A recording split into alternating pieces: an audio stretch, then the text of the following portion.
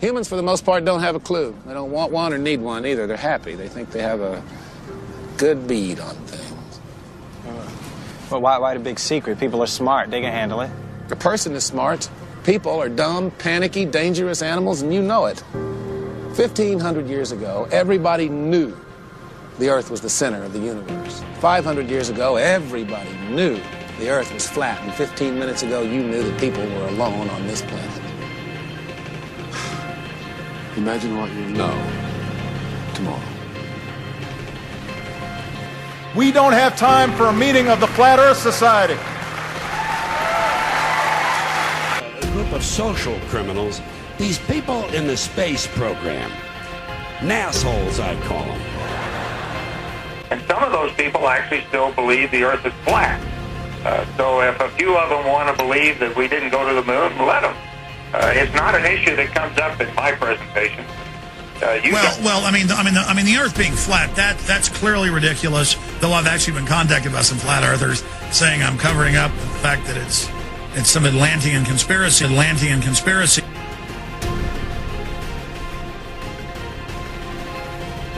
NASA. As you can see, we got a nice red serpent tongue coming through there. NASA. And there's the UN flag. Also the symbol of the flat Earth. Oh, of course, if I say flat Earth, then I gotta be an idiot, right? That's what they told you, right? It's a ball. There's no Antarctica in this. It's cold out here. Yeah, it is. It's like the South Pole. It's like the deep South Pole, if there was one. There isn't, though. The Peters projection. It has fidelity of axis. Fidelity of position.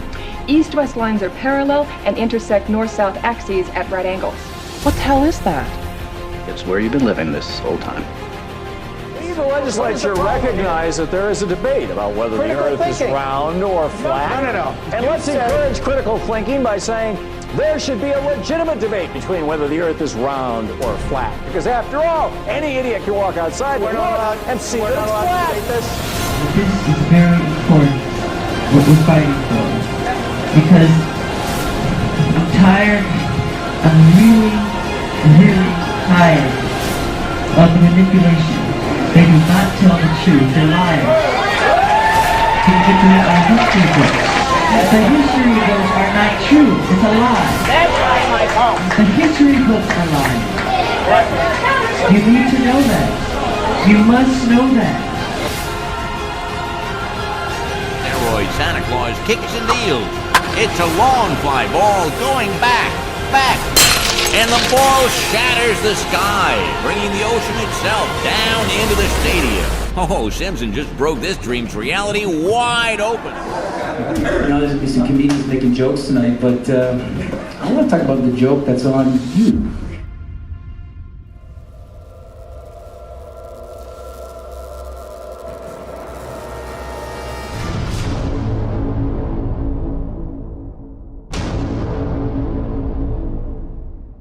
The German cartographer, Mercator, originally designed this map in 1569 as a navigational tool for European sailors.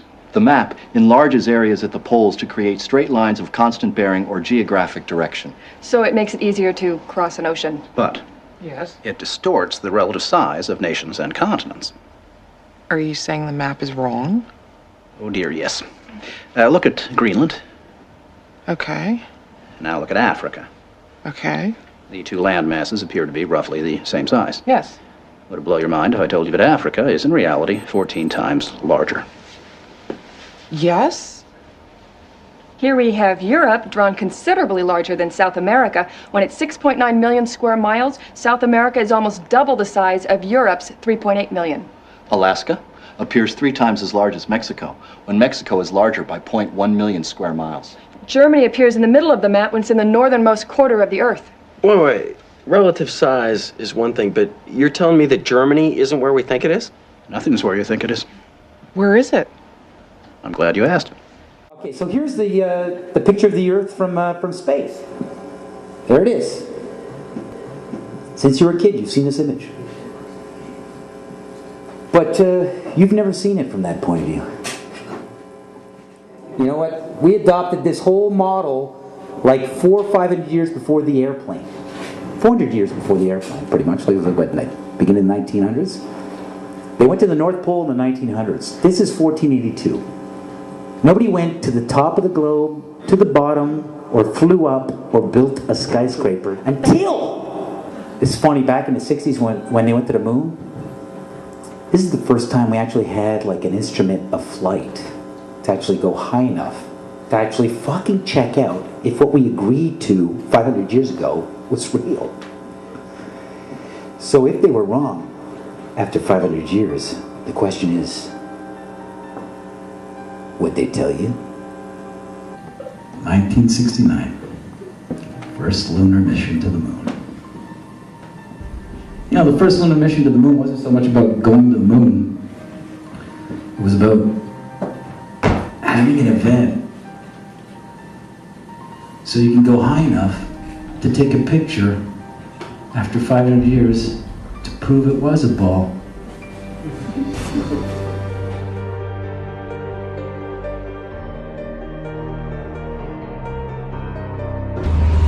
And they had as king over them the angel of the bottomless pit, whose name in Hebrew is Abaddon, but in Greek he has the name Apollyon.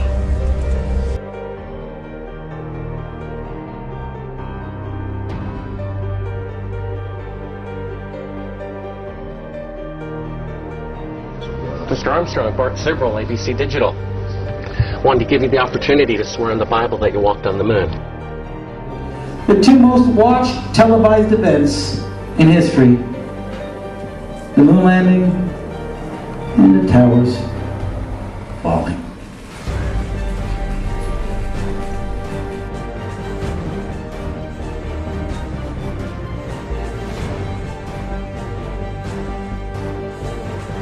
You have $5,000 cash. You can give it to charity if you swear on the Bible that you walked on the moon. Please I have the give it to tape. charity. It'd be fine. Why don't you swear to... Why not? Why won't you do it? And it's funny, when you click on Google Images, photo of the Earth, you'll see 40 pages on Google. But it's always the same fucking photo. For those that believe in the Bible does mention the edges of the earth, the four corners of the earth, and how Satan brought Jesus Christ to the top of the mountain and showed him all kingdoms of the world. How can Satan show Jesus all kingdoms of the world if the world is round? How can there be edges of the world if the world's a sphere? The Bible also mentions how the earth is immovable and is set on pillars. So for the believers that still believe in the ball earth, the round earth, got to reconsider. According to science and the satanic system, the earth is supposedly tilted at a 23.4 degree angle off vertical, and that leaves you at 66.6 degrees off horizontal. Now, what are the chances of that?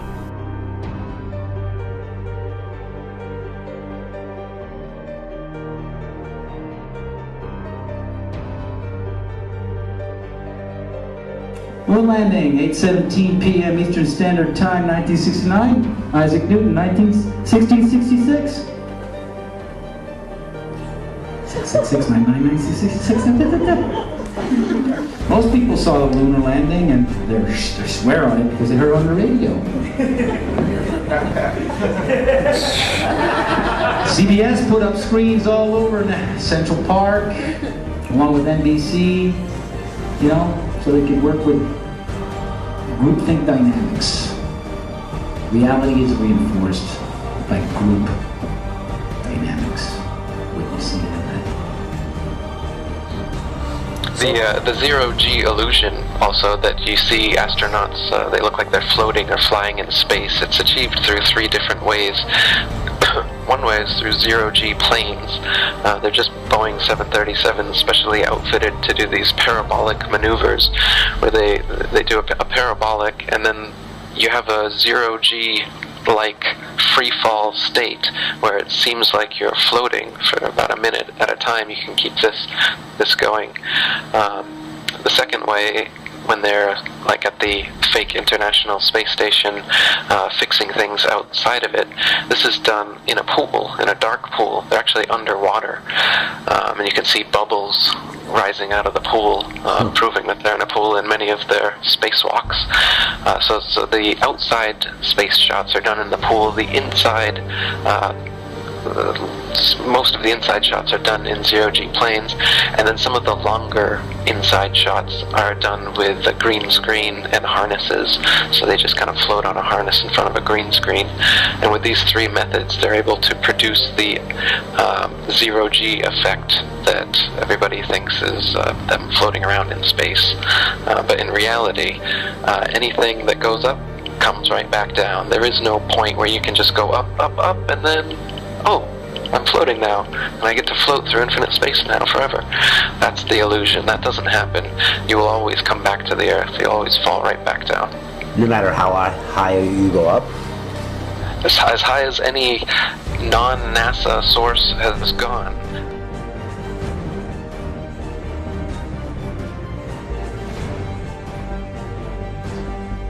Jesus, you think he knows?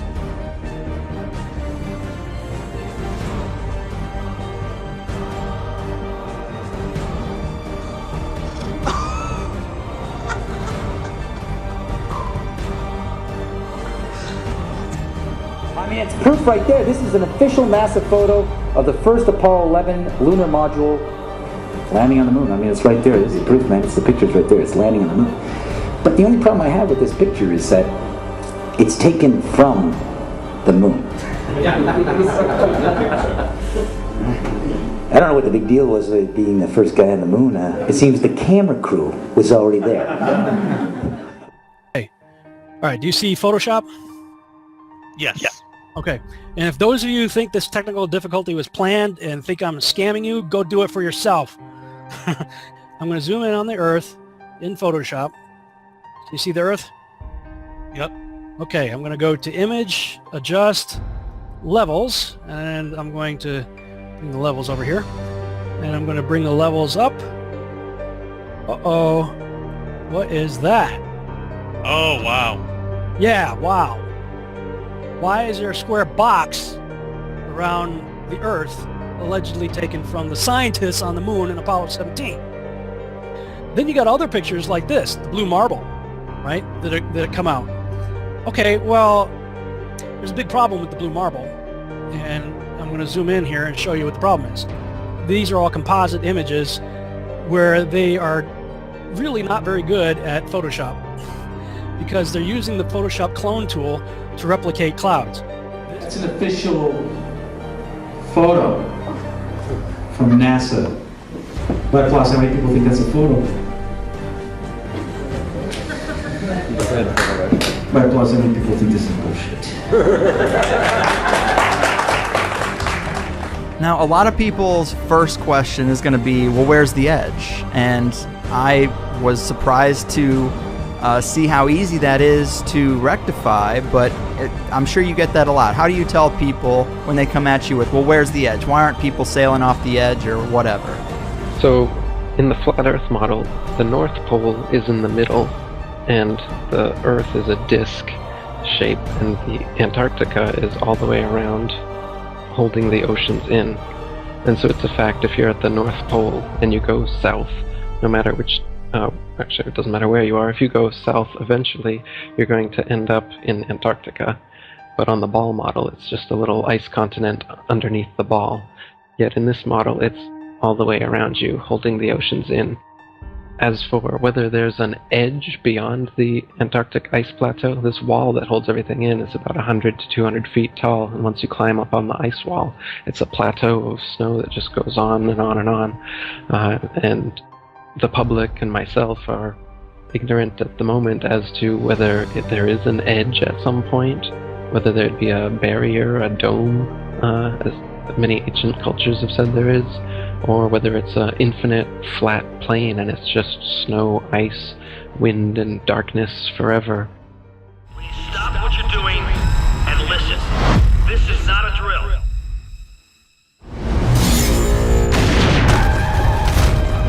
We're being sealed in a dome! Oh God! In, out! I can't tell you if what happened is an act of terror or an act of God. Where the hell did it come from? No idea. You have people trapped in here! We're on our own. What are you telling us we're trapped like rats?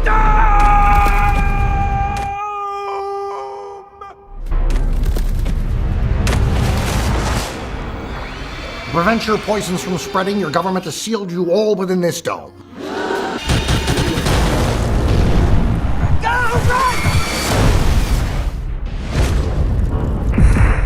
Our best guess puts the dome at 20,000 feet, sir. Did he just call it a dome?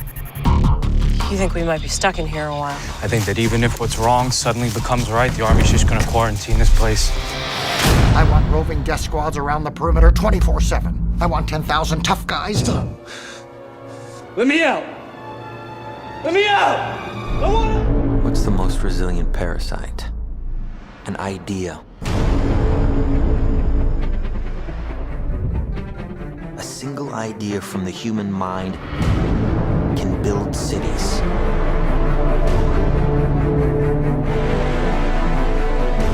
An idea can transform the world and rewrite all the rules.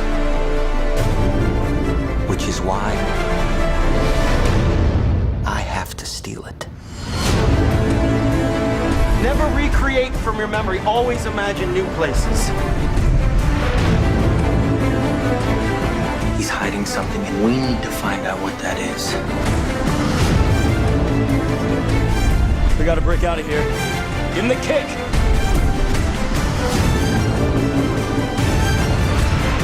This was not a part of the plan! Wake me up! Wake me up!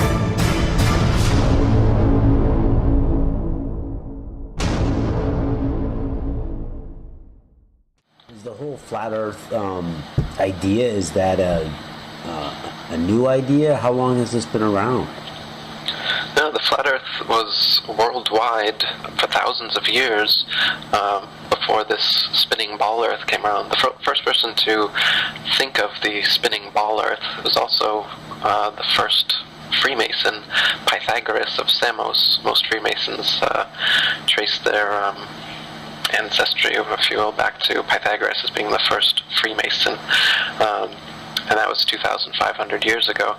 But his idea didn't catch on at all until about 500 years ago when Copernicus, another Freemason and Jesuit, wrote his book promoting this spinning ball Earth and concept. And then Kepler and Newton and Galileo, they took it from there, and now NASA and RASA and all the other space agencies, they're experts like Carl Sagan and Neil deGrasse Tyson. They're continuing this heliocentric spinning ball Earth gravity myth that's been going on for 500 years, and they keep adding on to it now.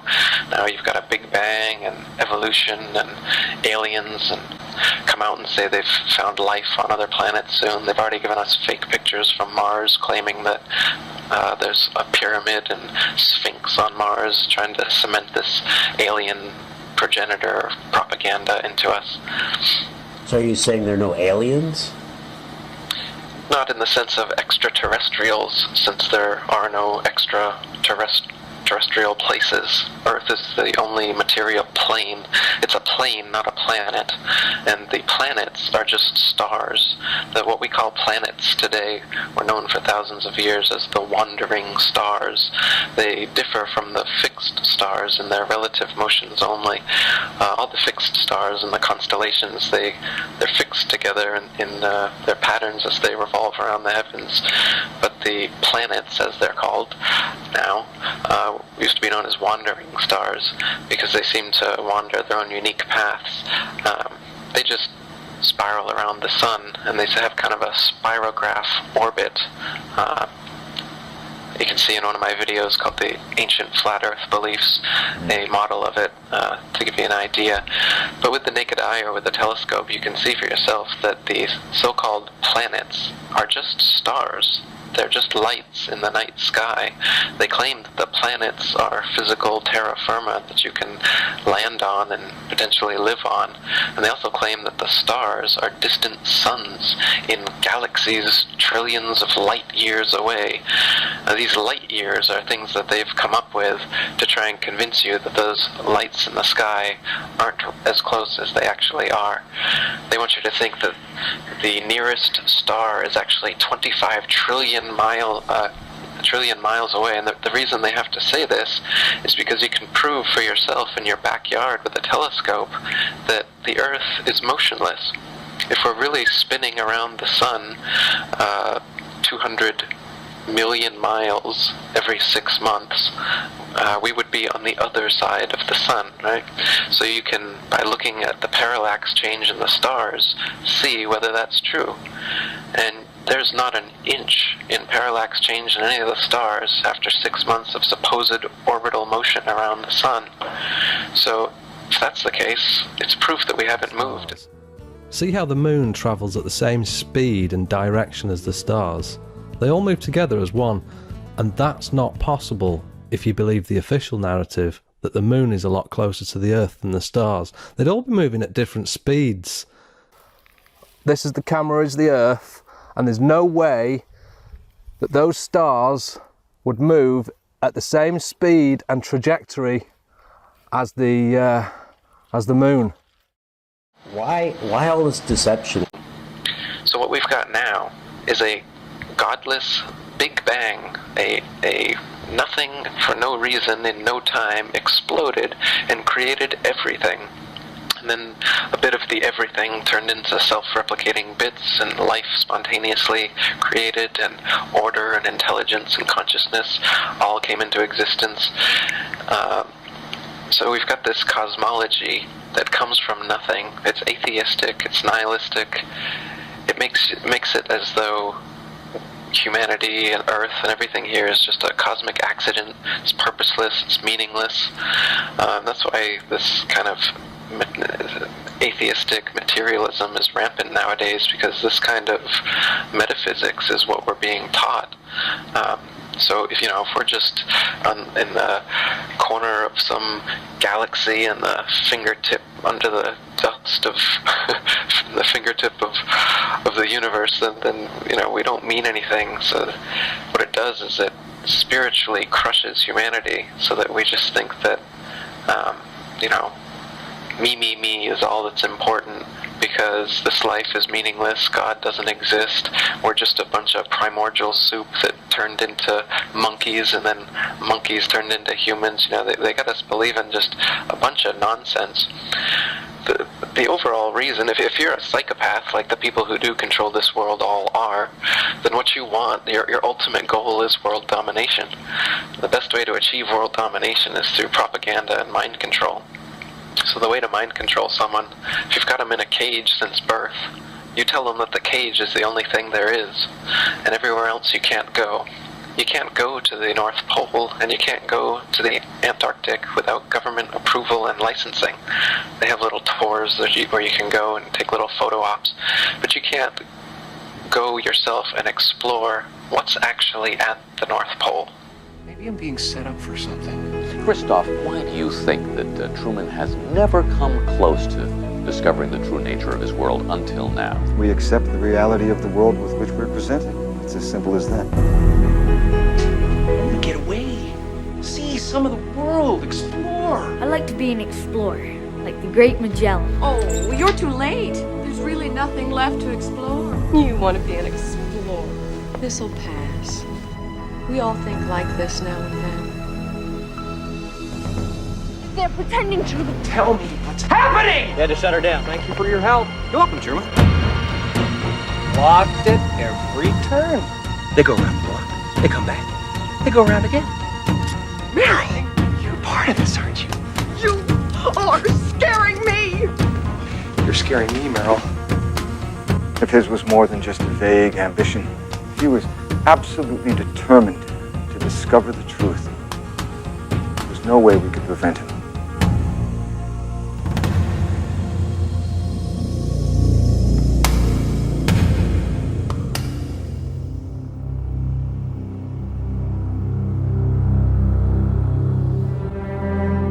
Hi, Christoph. I'd just like to say one thing. You're a liar and a manipulator, and what you've done to Truman is sick. Well, we remember this voice, don't we? How could we forget? Sylvia, you think because you batted your eyes at Truman once, flirted with him, that you know him? That you know what's right for him? Maybe I'm losing my mind. I've been your best friend since we were 7 years old, Truman. I know that feeling when it's like everything's slipping away, and the point is, I would gladly step in front of traffic for you, Truman.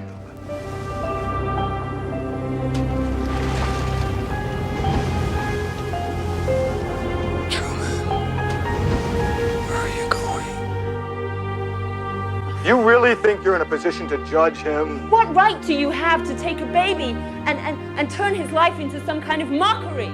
Don't you ever feel guilty? Is that the best you can do? You're gonna have to kill me!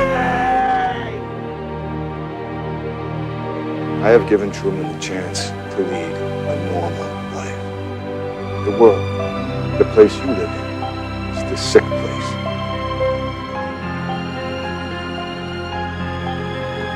Haven is the way the world should be.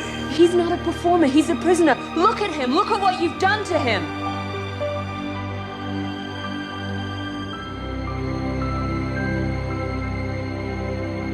I think what distresses you, really, is that ultimately Truman prefers his cell, as you call it. Well, that's where you're wrong. You're so wrong. And he'll prove you wrong.